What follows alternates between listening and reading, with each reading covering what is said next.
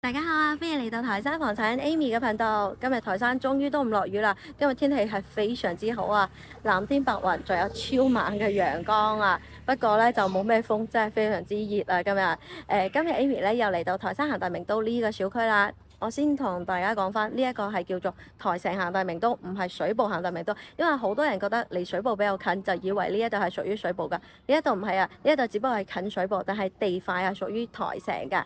咁咧點解又過嚟呢個小區咧？就係有兩三位朋友咧，水埗嘅華僑朋友準備放暑假翻到嚟，想喺呢一度買一間全新未住過嘅房，所以我今日又過嚟呢度啦。咁我今日分享嘅呢一間屋咧，就係第一期嘅，一落到樓咧就係呢一個咁靚嘅小區園林啦。成個名都最靚嘅小區園林位置咧，其實就係喺第一期呢一個位置，即係小區門口一入嚟嘅呢個位置嘅。咁我哋今日過嚟睇嘅呢一間屋咧，都係後期比較少有嘅一個戶型啦，124平方，南北對流嘅3房單位啊。咁呢一間屋業主購入價咧去到有90萬嘅，依家49.8萬就可以賣啦。所以依家去買性價比就比較高啦，同埋最主要係第一期，而且係南北通透未住過嘅。咁依家咧就跟 Amy 上去睇下呢一間屋，大家中唔中意先？因為呢一間屋其實係後期好少有嘅，同埋第一期依家再放售嘅同樣嘅戶型咧都係非常之少㗎。呢個係南北通透比較唔錯嘅一個戶型咯。咁我哋依家先去睇下間屋。今日睇嘅呢一間屋咧，佢一落咗樓咧就係小區第一期園林非常之靚嘅位置啦。呢一度咧就係嘅湖啦，佢呢一度晚上咧就有燈光音樂噴泉啦，晚上呢一度影相啊、散步啦，都係又靚又舒服㗎。咁依家咧就係中午12點鐘咁上下，其實我哋可以感受下佢成個小區園林啦，同埋佢嘅樓間距啊。佢啲樓間距係比較闊嘅，同埋佢係錯開咗點綴式嘅一個佈局啦。所以你無論係邊一個樓棟咧，望出去嘅視野、採光各方面都係比較好嘅。今日天氣係真係非常之熱啊！哇，一啲風都冇啊！但係我相信呢一度冇風，其他小區都係冇風，因為呢一度平時係好大風、好涼爽嘅。不過好似馬上又有颱風啦，所以啲天氣就係咁樣啦。落咗幾日雨，今日終於都出下陽光，可以曬下衫啦。小區園林就好大咧，其實我分享過好多次啦，因為咁曬，咁我就唔去分享太多啦。即係其實你住喺呢一度，一落到樓咧就有好靚嘅小區園林啦。呢一個位置咧就係幼兒園啦，呢個係公辦幼兒園嘅。咁門口咧就喺呢一個位置就係小區門口噶啦。咁呢一度其實除咗你買餸唔係特別方便之餘咧，其實成個小區嘅居住環境係非常之好，同埋物業都好好嘅。咁喺呢一度嘅話咧，就依家目前好多係水埗大江嘅呢一邊啲業主啦，同埋喺呢一度返工嘅有好多外地嘅人都住喺呢一度。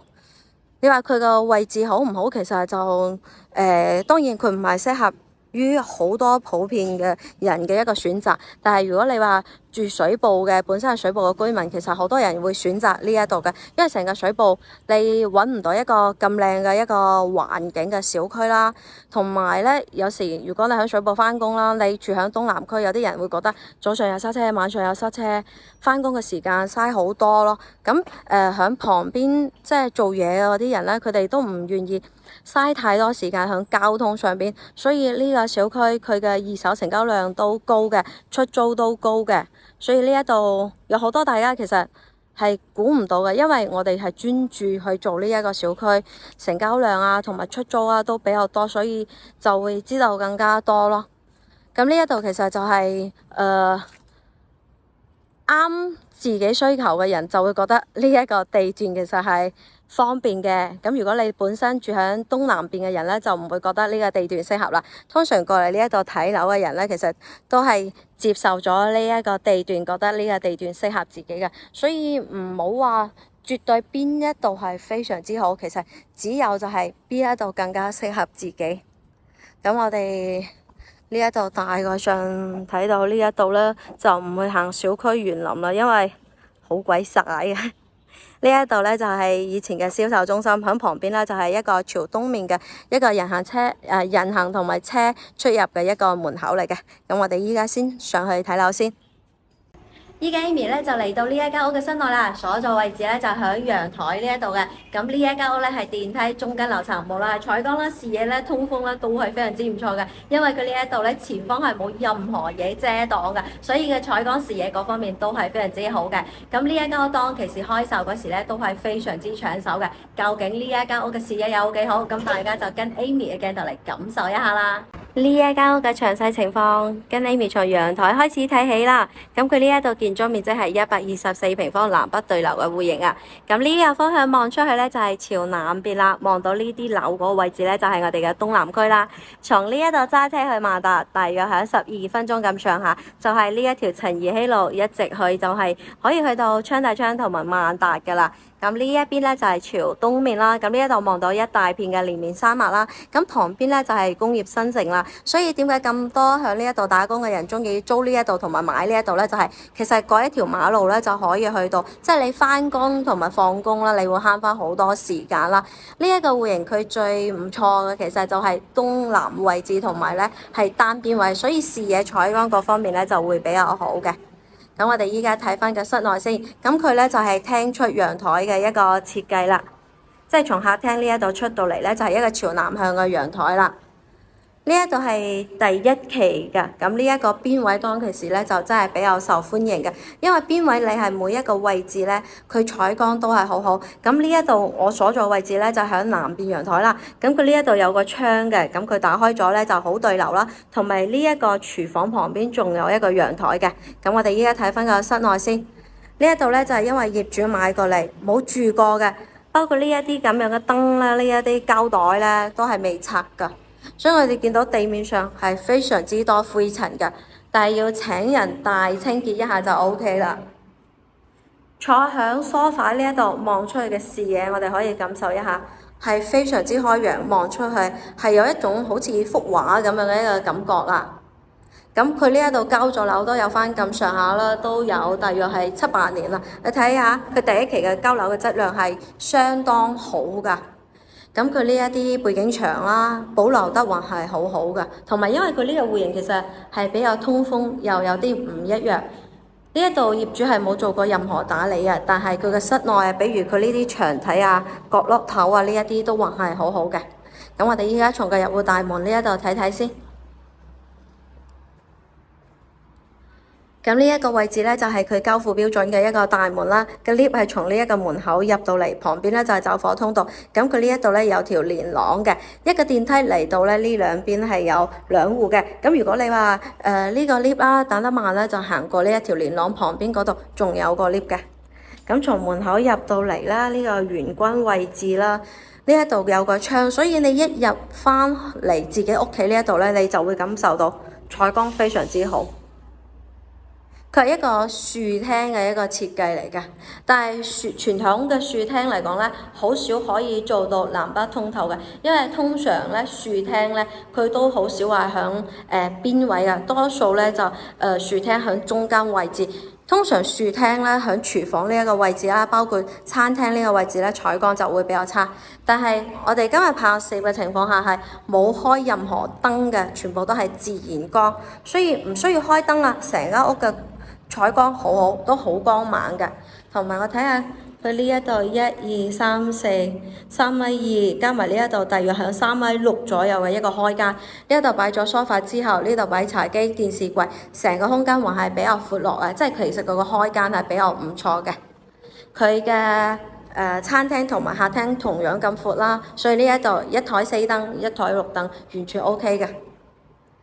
我哋先睇翻個廚房。咁佢第一期嘅交樓標準係恒大交樓標準最高配嘅。呢個煤氣爐啦，用嘅係老版嘅啦，呢一啲都係。咁佢後期咧，因為好多特價房嗰啲咧係降咗標準嘅，冇用呢一啲咁樣嘅一線品牌咯。咁呢一啲櫃啦，都還係好好喎。如果係其他樓盤，可能呢一度已經係甩咗啲膠噶啦，但係佢呢啲應該係噴漆噴上去嘅，所以咧佢就唔會咁容易甩。但係有好多嗰啲其實係黐上去嘅一啲膠嚟嘅膠紙，所以唔同嘅。所以你有好多嘢你要睇翻啲細節先知。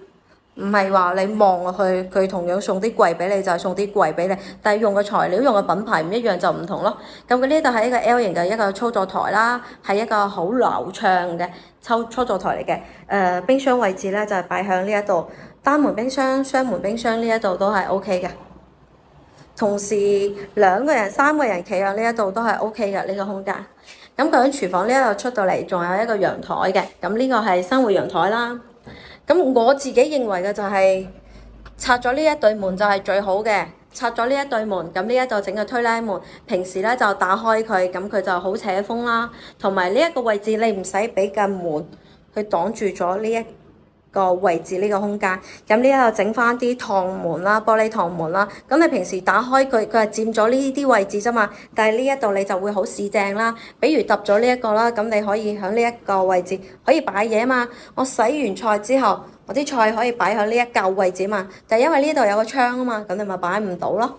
所以有好多嘢可以改嘅。咁呢一度咧就係朝北向，呢一度朝東向。呢一度望出去嘅視野都好好㗎，呢一度咧就望返小區嘅大門口啦。呢一度，咁呢一度咧就係噴水池。呢一度用嚟做晾曬啊，平時擺返啲雜物啊，呢一度都 OK 㗎。雙層隔音玻璃。餐客廳同樣咁闊咧，望落去成個空間咧就會舒服啲嘅。咁呢一度就係公共區域啦。咁佢呢一度咧就係124平方3房2衛噶嘛。呢一邊咧就有3間臥室，再加2個衛浴間嘅。咁我哋先入嚟睇下，我哋先睇右手邊呢一間臥室先啦。咁佢嘅交付標準就係呢啲咁樣嘅木地板啦。你擺1.8米床，佢都可以3邊落床嘅。咁呢個就睇翻自己嘅需求啦。咁牆面呢一啲咧就係我唔知點樣形容佢呢一種顏色啊，佢唔係白色嘅，有一種好淺好淺嘅灰色調咁樣嘅一個感覺。上邊咧就係白色嘅，然之後下邊咧就係佢交付咗幾年嘅一個木地板啦。哇，好好嘅喎！我行下先啊。冇咩其他嘅異樣嘅聲音啦，都冇話趌起身啦，呢一啲都依然係話係可以直接用嘅，唔需要再去換地板嘅。咁呢度係朝南向，朝南向望出去嘅一個視野，同陽台嗰度望出去差唔多。呢一盞燈咧就其實可以自己換咗佢啦，因為佢係對正嘅床頭嘅，同埋呢一啲咁樣嘅水晶燈咧。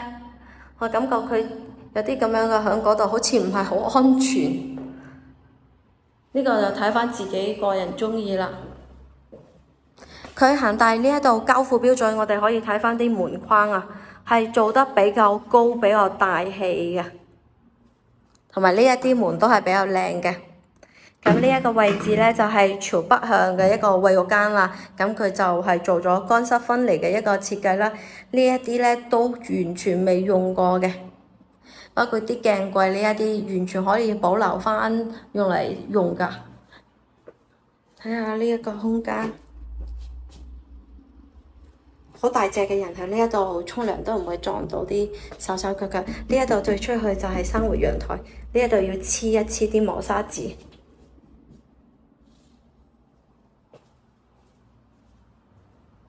再往前呢一度仲有2間臥室嘅，咁呢間臥室咧就係朝北向嘅。有啲灰，從邊？從呢一個空調窿呢一度跌出嚟嘅。咁呢一個位置我睇佢張床係咁樣擺嘅，佢嘅設計係咁樣擺嘅，或係咁樣擺都得，係咯，咁樣擺張1.5米床咯。咁你鍾意咁樣擺都得，因為佢呢一個空間咧，大約係響10個平方嚟講，還係比較市正俾大家睇睇。大約響10個平方，擺張1.5米床可以兩邊落床。呢邊咧就係朝北向，望返小區園林同埋門口，同埋望到出邊嗰啲山。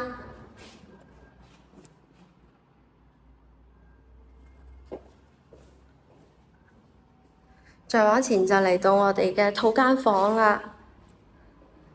因為佢呢一度係設計咗一個衣帽間嘅位置，我哋等陣間先睇咗休息區呢一度。喺呢一度大家唔使考慮衣櫃嗰個問題啦，因為衣櫃喺衣帽間呢一個位置嘅。咁佢呢一度咧，你擺張2米床咧，佢都可以三邊落床嘅。同樣佢呢一度唔係特別完美嘅，就係咁樣啦。呢個就睇翻自己個人介唔介意，即係咁我係介意嘅。即係呢盞燈啦，對住個床頭對正啦，有時感覺唔係話風水好唔好啊，我覺得唔係太安全啊。咁可以將佢移過嚟後邊少少咯，呢啲要介意嘅話就請人改一改咯，唔介意嘅咪齋用翻呢一個咯，換翻嘅吸頂燈咧就感覺安全啲嘅。咁呢一個套間房望出去嘅視野同埋陽台嗰度望出去都係一樣嘅。望到非常之遠，好開揚。依家完全冇開燈，所以佢呢一間房係非常之光猛嘅。睇下呢一邊，呢面牆佢唔係承重牆嚟㗎，可以揼咗㗎，因為有啲業主係揼咗。揼咗之後咧，你可以自己喺呢一度整翻一個衣櫃咯。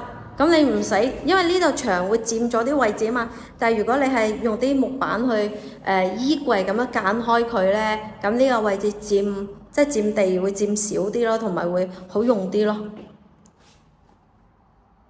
咁呢度就係一個可以整 L 型衣櫃嘅一個空間啦。咁樣設計咧就衛浴間唔會對住張床。套間房入邊嘅衛浴間，佢呢一度同嘅公共衛浴間差唔多嘅空間，仲有呢啲咁樣嘅暖風機㗎，所以恒大嘅交付標準其實係比較好嘅。不過好多人唔理解，即係冇去研究翻佢用嘅品牌啊各方面。你睇人哋呢一隻門，係我隻手半拿咁大啊，好厚㗎呢一隻門。佢嘅收納能力係非常之強㗎，後邊係可以擺嘢㗎。呢一度你會擺翻啲紙巾啊、香薰啊嗰啲，呢一度可以擺到好多㗎。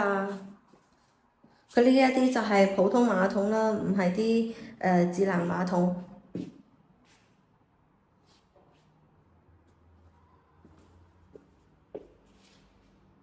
呢一度臥室我哋就基本上睇到呢一度啦，3間臥室再加2個衛浴間啦。呢一屋嘅格局啦，同埋佢嘅戶型啦，同埋朝向咧都係非常之唔錯嘅。咁依家目前在售嘅話，同樣嘅戶型依家係比較少嘅。依家在售多數係啲傳統啲嘅豎廳，要麼就係橫廳啦。咁恒大名都第一期呢一間電梯中間樓層，東南朝向單邊位124平方，3房2衛嘅單位。室內我哋大致上咧就睇到呢一度啦。咁呢一間屋業主開價係49萬8嘅，無論係戶型啦、朝向啦、視野啦同埋採光咧都係非常之唔錯嘅。但係佢呢一度咧都有個缺點，就係比較靠近馬路，會有啲嘈。呢一個咧就睇翻自己介唔介意啦。同樣嘅戶型咧，響過咗年之後咧，仲係賣緊55萬㗎。依家業主賣49萬8啦，其實都係降咗價，比較誠心出售㗎啦。所以大家有興趣想要喺恒大名都買一間咁樣嘅戶型啦，買一間居住感比較唔錯嘅屋咧，咁就可以訂閱 Amy 嘅頻道，約 Amy 過嚟呢一度視頻睇樓啦。咁我哋今期暫時咧就分享到呢一度啦。有興趣想要喺台山買樓賣樓都可以聯繫 Amy 嘅。咁我哋下期再見啦，拜拜。大灣區置放盤請揾 Amy 幫手，記得點讚關注啦。